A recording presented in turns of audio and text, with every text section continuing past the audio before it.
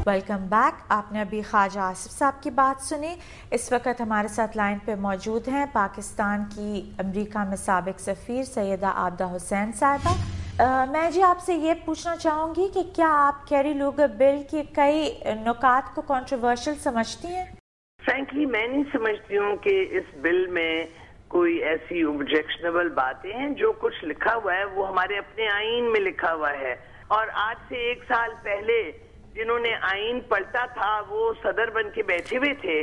तो जाहिर है कि यहाँ पे हमारी अभी रीत रिवायत जमहूरी बहुत कमजोर है। दूसरी बात ये है कि उन्होंने कहा है कि हिसाब किताब जो है वो हम रखेंगे, इसलिए कि मुशर्रफ दौर में जो हमने 15 अरब दिया उसमें से 10 अरब डॉलर का हिसाब किताब हमें दुरुस्त हमने नहीं पाया, और हमने महसूस किया कि ये सही खर्च नहीं हुई रकूम।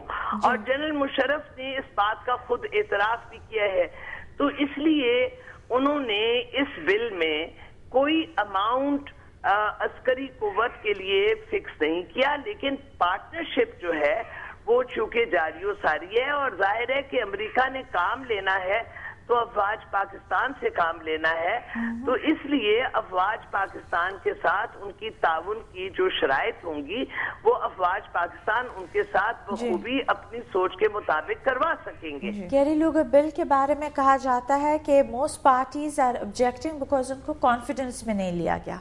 तो आप इस पे क्या कहेंगी? हुकूमत पाकिस्तान ने तो कानून नहीं बनाया ना, ये तो अमेरिका के नुमाइंदगान और अमेरिका के जो हुकूमत में लोग हैं वो भी और अपोजिशन में भी, क्योंकि ये bicameral bipartisan consensus के साथ मुरतब हुआ है। तो हुकूमत पाकिस्तान दूसरे सोच के लोग जो हैं उनको क्या बताती? ये जो रिप्रेजेंटेटिव हार्वर्ड बर्मन यहाँ आए थे पाकिस्तान कोई 6 महीने पहले, और इनकी डिफरेंट लोगों से मुलाकातें हुई थी, तो कहा जाता है कि फॉरेन मिनिस्टर और द गवर्नमेंट ऑफ पाकिस्तान ने उन्हें अनफ अटेंशन नहीं दी, and he is the one who has used the harshest language. देखिए बात ये है कि अव्वल तो लैंग्वेज नॉन डिप्लोमेटिक, ये डिप्लोमेटिक लैंग्वेज लेजिस्लेशन में कब से आनी शुरू हुई है?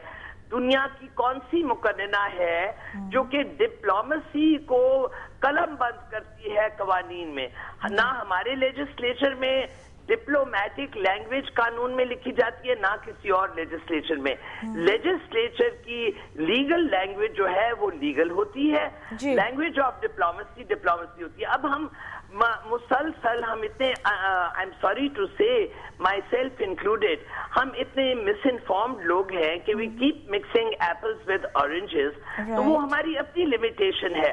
There is no such thing as diplomatic language in legislation. दूसरा आपने जिक्र किया कांग्रेसमैन बर्मन का।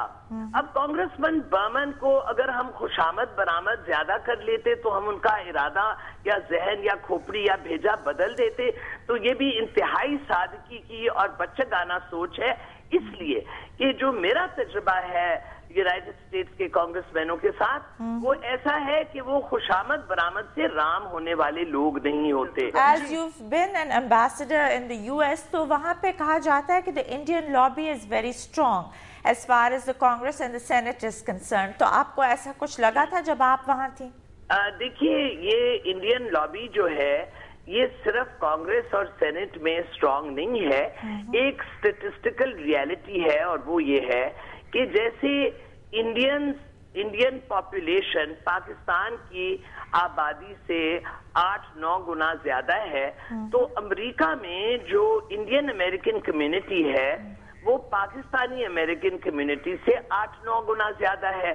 और फिर एक और हकीकत है, कड़वी सी हकीकत है, वो ये कि जो पाकिस्तानी वहां पे मुकीम हैं वो या बैंकर होते हैं या डॉक्टर होते हैं या इंजीनियर होते हैं। बहुत कम एकेडमिक्स हैं, बहुत कम थिंक टैंकर्स हैं, बहुत कम उनके कॉम्पिटिटिव एग्जामिनेशंस के थ्रू आते हैं पाकिस्तानी। जबकि इंडियंस जो हैं वो उनका बहुत भारी प्रेजेंस है अमेरिकन एकेडमिक्स में, अमेरिकन थिंक टैंक्स में, और इस वक्त उनका अच्छा खासा प्रेजेंस है through competitive exam American administration میں. لیکن آپ کے خیال میں اس وقت جو اتنی اسٹرانگ انڈین لابی ہے that is responsible for this harsh language in the bill because اتنی زیادہ شرطیں تو پہلے کبھی نہیں آئیں. Look, I first of all don't agree that the language is harsh. Okay. I do think that the language is very detailed. Very detailed. But we've never had such a detailed sort of, Well, you see, the point is, I don't like the fact that my nation, in the 63rd year of its life, Yes. is still begging money from other nations. I don't like that fact. Now, the Indian-American lobby is strong, and the Indian-American lobby is going to try and damage Pakistan as best they can. This Right. is an old reality. It's not a new one. Despite this reality, Pakistan has managed to retain friendship with the United States. And despite reality, General Musharraf's administration was beneficiary of $15 billion. $15 billion over a period of 5 years. Right. But that was the Bush administration. And Bush was a rather stupider president of the United States. Thank you very much, Abda Hussain Sahaba, for being with us here today. یہاں پر ہم لیں گے ایک break. ہمارے ساتھ رہیے گا.